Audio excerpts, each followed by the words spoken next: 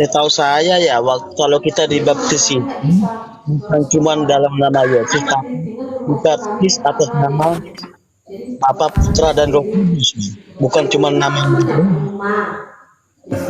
Tapi kan di dalam Alkitab Kisah Para Rasul 238 terjadi seperti itu kawan. Hanya dalam nama Yesus. Dan yang melakukan itu murid Yesus kawan. Iya.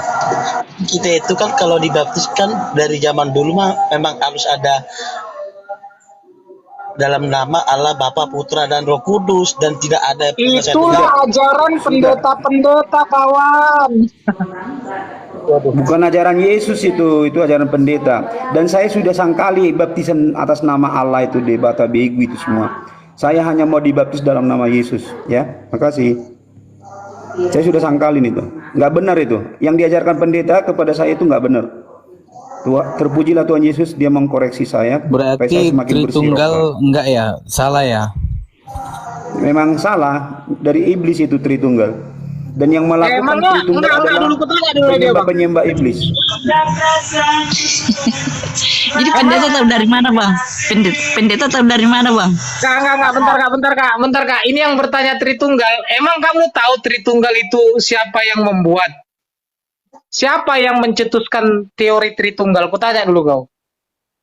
Iya, aku bertanya bang. Aku juga pengen tahu. Jadi aku kasih tahu ya, makasih. Yang mencetuskan Tritunggal itu adalah Tertullianus. Orang penyembah patung kepercayaannya. Udah, bukan pengikut Kristus. Udah. Dia adalah kepercayaan daripada Konstantin. Konstantin itu bukan pengikut Kristus. Konstantin itu kaisar Roma yang menyembah patung. Ya. Jadi untuk mengukuhkan, untuk memperkuat kerajaannya, dia menaklukkan orang-orang Kristen dengan menyatakan bahwa dia menerima orang Kristen dan membebaskan beribadah, tetapi dia menetapkan bahwa peraturannya adalah Trinitas, Tritunggal melalui sidang konsili. Mereka buat itu supaya mereka menjadi lebih dipercaya. Padahal si Tertullianus itu bukan pengikut Kristus. Udah? Bisa cek nanti bang, siapa yang memberikan teori Trinitas? Itu adalah Tertullianus, bukan Kristen. Jadi pertanyaannya bang, Kristen yang mana yang benar bang? Kristen yang benar itu Matius 7 ayat 24 bang. Boleh abang baca. Yaitu setiap orang yang mendengarkan perkataanku dan melakukannya, dia adalah orang yang bijaksana yang mendirikan rumahnya di atas batu. Itulah Kristen sejati bang. Perkataan Yesus itu apa bang? Pergilah, beritakanlah kerajaan sorga sudah dekat. Tahirkan orang kusta, bangkitkan orang mati, sembuhkan orang sakit, usir setan-setan, kamu telah memperolehnya dengan cuma-cuma. Maka berikanlah dengan cuma-cuma. Jangan minta persembahan. Bacalah itu bang. Lalu Yesus katakan, pergilah ke seluruh penjuru, beritakanlah Injil. Jadikan semua bangsa murid Yesus. Bukan jadi jemaat gereja. Itu bang. Bang, maaf ya bang, ada ya. Wane.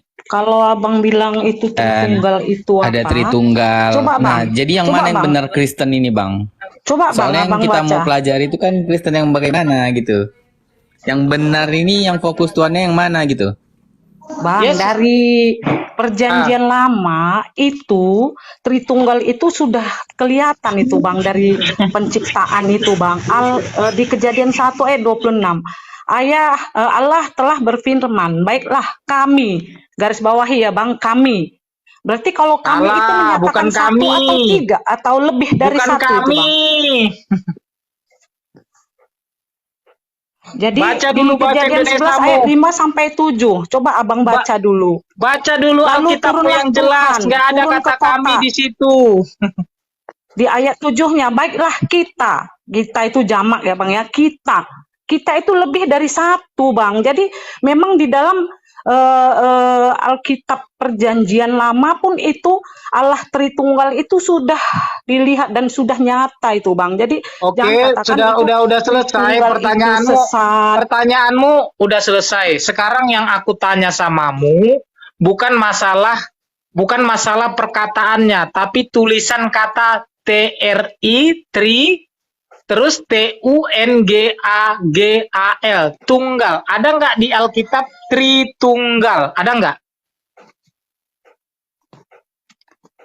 Ya, nggak ditulis, tapi dari arti yang Nggak tertulis di ngerti dalam juga loh kakak ini loh. kejadian-kejadian itu, Bang, itu menyatakan itu Allah itu 3 tapi hakikatnya 1 gitu. Tapi Jadi, aku Bang, bilang loh. dari Gini awal, kak, dari penciptaan itu Tuhan sudah dengar kak, memperlihatkan aku tanya bahwasanya lu sama dia muka kejadiannya itu kak.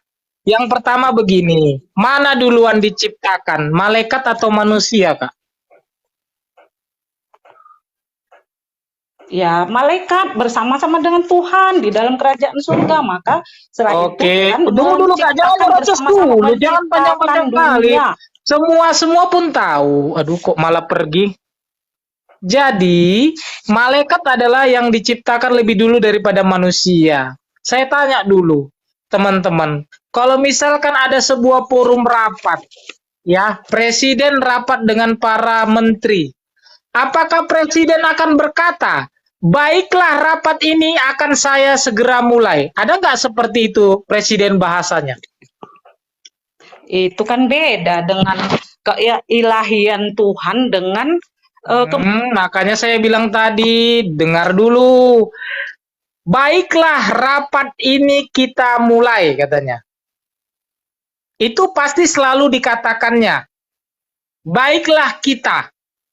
Ketika Tuhan menciptakan langit dan bumi dan menciptakan manusia, malaikat ada nggak bersama-sama dengan dia? Ada.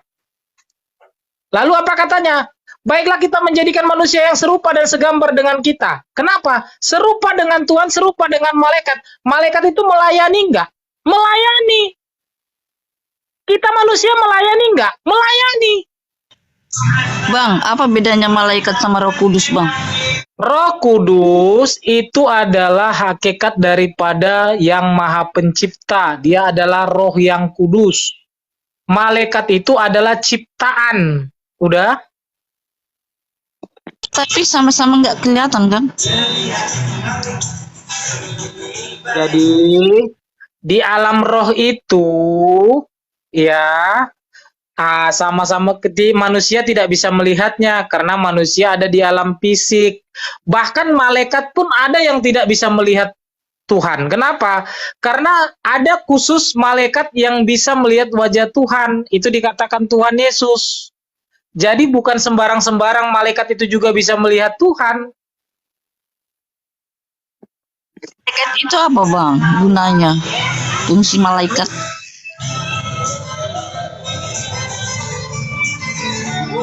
Kak, kenapa sih kakak lagi di mana? Jadi malaikat itu ada yang jadi penjaga, ada yang menjadi pokoknya dalam bahasa bapaknya itu lebih tepat malaikat itu adalah suruh-suruan. Ya, yang untuk melayani begitu. Nggak pintar-pintar ya, kasihan aku lihat iman orang-orang Kristen. Bisa nggak meminta dia gitu, minta malaikat itu menjaga kita? Kita bisa nggak minta? Bisa, makanya kan bisa. Kenapa enggak? Kenapa enggak? Dalam setiap perjalanan kita memberitakan Injil, kita minta malaikat untuk beserta kita. Ada kok malaikat penginjil.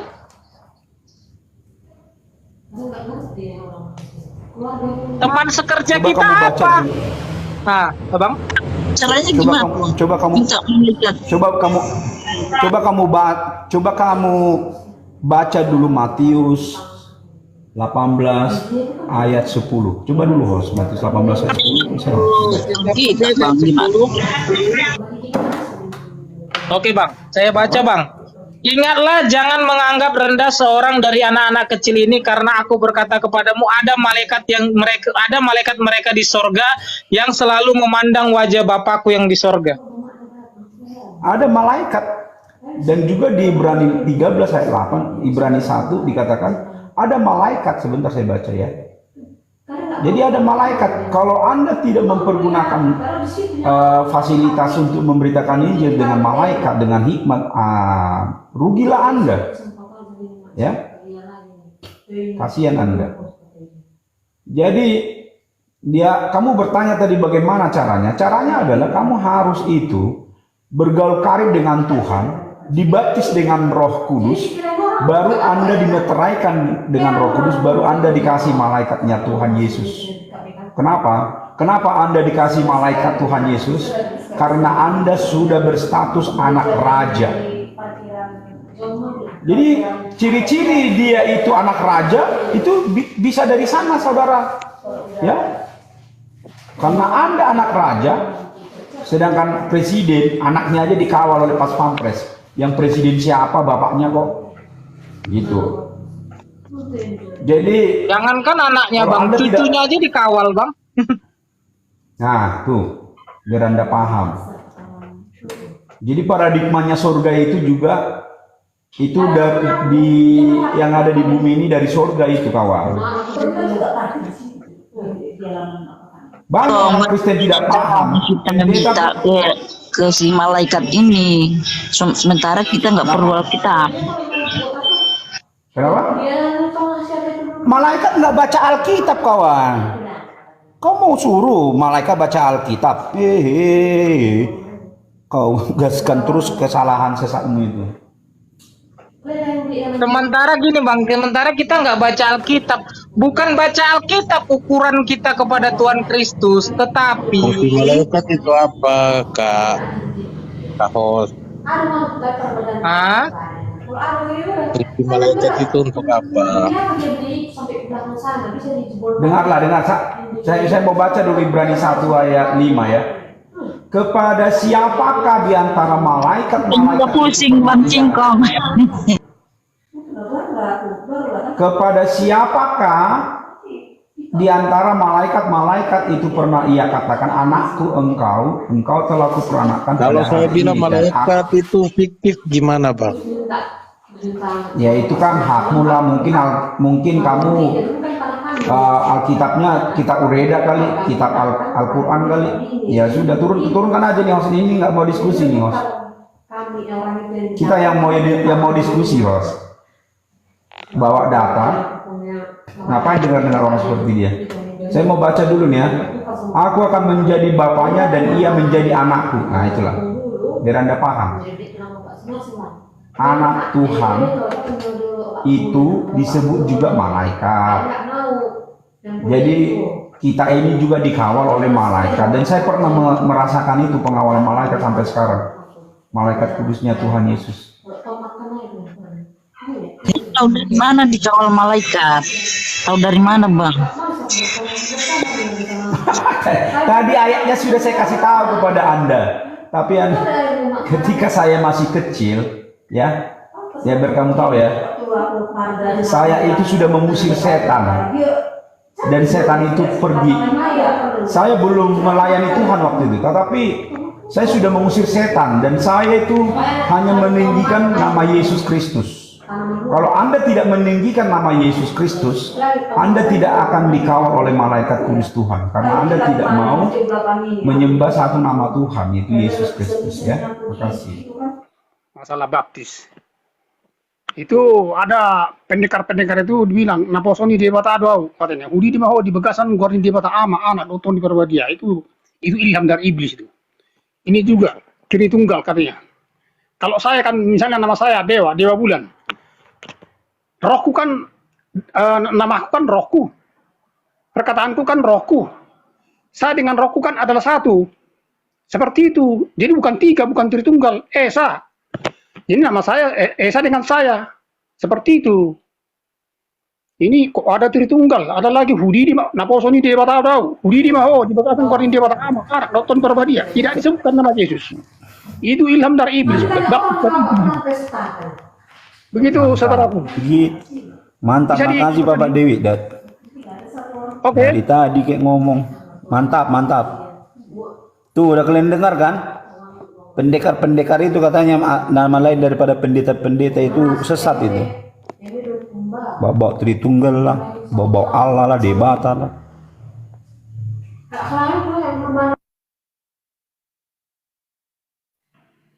Bapak sendiri sudah bilang, peliharalah namamu dalam namaku, kan gitu. Berarti nama dia satu dengan Bapak itu.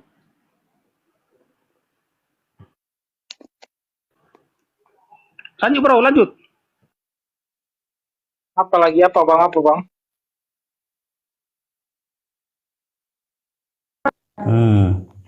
Gitu, biar cerdasnya kalian. Kita kasih diskusi di sini. Susah cuman teori-teori imannya, nggak praktek. Kak Ros ini kak apa ini kan dia mengatakan kalau kita kepada Alkitab ya, dia kan mungkin ingat siapa bang, Billy Graham selalu mengatakan back to Bible kan gitu bang kan. Jadi bergantung kepada Alkitab. Kalau kita kan back to Jesus. Kenapa? Udah jelas ya dikatakan Yohanes 5 ayat 39 dan 40. Menyelidiki kitab-kitab suci, bahwa pikirnya itu dengan menyelidiki kitab suci itu bakal mendapatkan hidup yang kekal gitu loh. Tetapi walaupun kitab suci Alkitab itu menuliskan tentang Yesus, mereka nggak mau datang kepada Yesus untuk memperoleh hidup yang kekal itu gitu loh. Jadi kalau mau baca itu kak, baca bahasa aslinya sebagai referensi kakak, biar kakak itu benar-benar. Kalau kakak pakai bahasa Alkitab LAI, maka kakak akan terjebak. Lukas 24 ayat 42, kapan ada minyak goreng kak? Tahu abad pertama kak? Udah. Minyak goreng apa dipakai Yesus kak untuk menggoreng? Gini toh Rodney, kan Tuhan itu maha kuasa ya kan, Tuhan Yesus itu. Semasa kita di kandungan aja kita udah dipilih. Saya lahir bukan dari Kristen. Dia udah ngasih tahu, tapi saya makanya gini bang, makanya saya dengar gini kak dengar dulu. Kakak baca Alkitab asli, Alkitab terjemahan, makanya kakak tersesatkan oleh Alkitab terjemahan. Kalau bukan Roh nggak bisa tersesat. Saya udah tahu jalan saya, nggak mungkin saya tersesat. Bagaimana saya mau belajar Ibrani, bahasa Indonesia aja aku nggak lancar. Jadi pendeta HKBP ini kalau nggak pernah mengusir setan mereka ini. Kalau ada yang kerasukan malah disarankan dukun. Nah, kalau menuding orang-orang yang penginjil, saksi Jehovah nomor 1 nih pendeta HKBP, ya kan? Tetapi kalau kerasukan, kita yang dipanggil. Saya udah rasakan itu, saya sudah alami itu. Itulah para pendeta HKBP ini. Mereka itu bukan hambanya Yesus, hamba debata. Mana kak pendetanya kak? Tadi kakak mau panggil kak. Ya panggil lu pendetanya ke sini. Dia, saya bagi. Saya bagi tuh nggak mau masuk dia.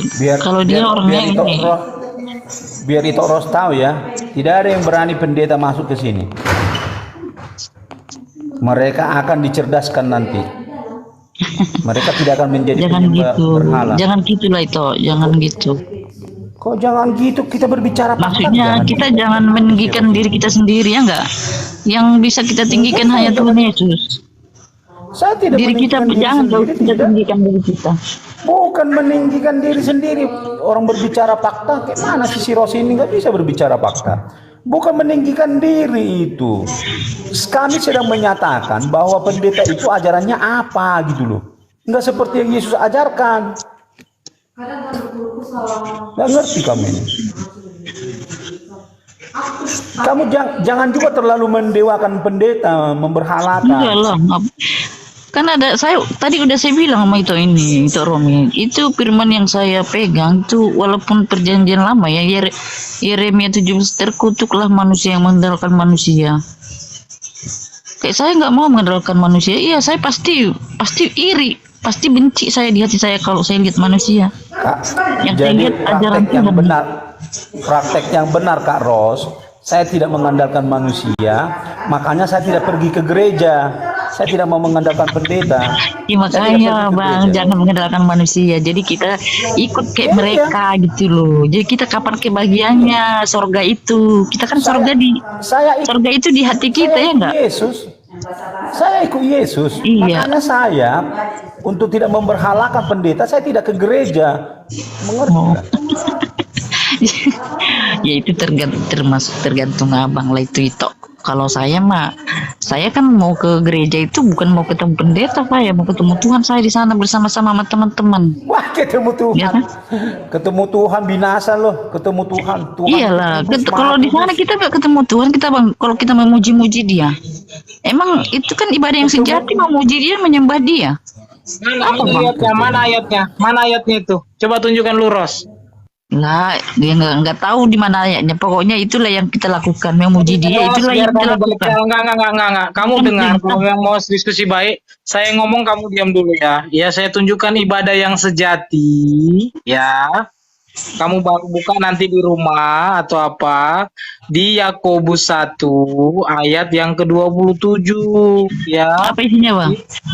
Ibadah yang sejati, yang murni, yang tak bercacat di hadapan Tuhan Bapa kita ialah mengunjungi yatim piatu, janda-janda dalam kesusahan, menjaga supaya dirinya sendiri tidak dicemarkan oleh dunia. Bukan kumpul-kumpul, nyanyi-nyanyi, joget-joget. Bukan itu ibadah sejati. Oh, Itu jadi ibadah gini, Bang. bercacat.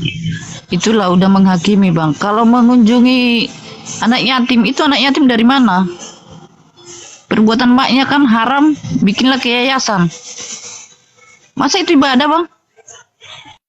Kamu udah dibilang tadi, baca dulu Yakobus 1 ayat 27.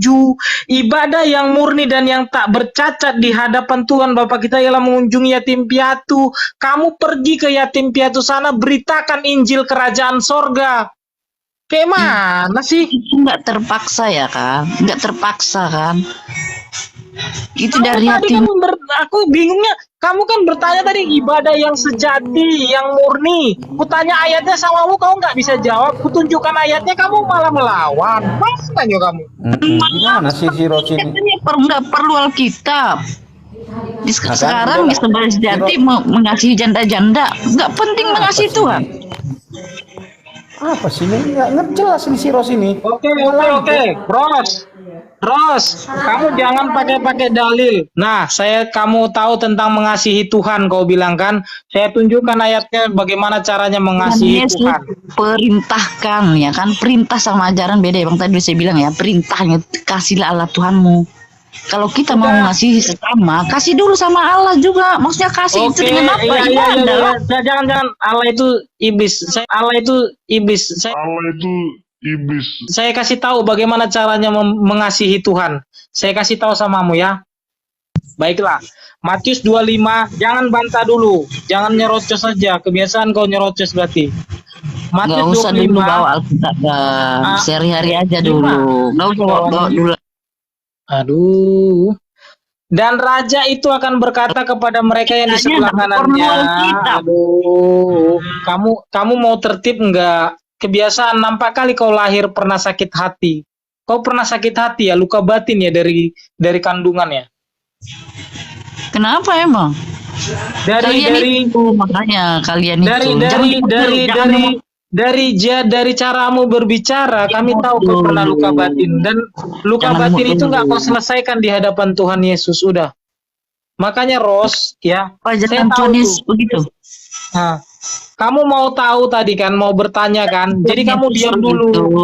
Udah, kamu diam dulu, tenang dulu. Saya kasih tahu karena kamu mengatakan bedanya memberi dengan mengasihi Tuhan, oke?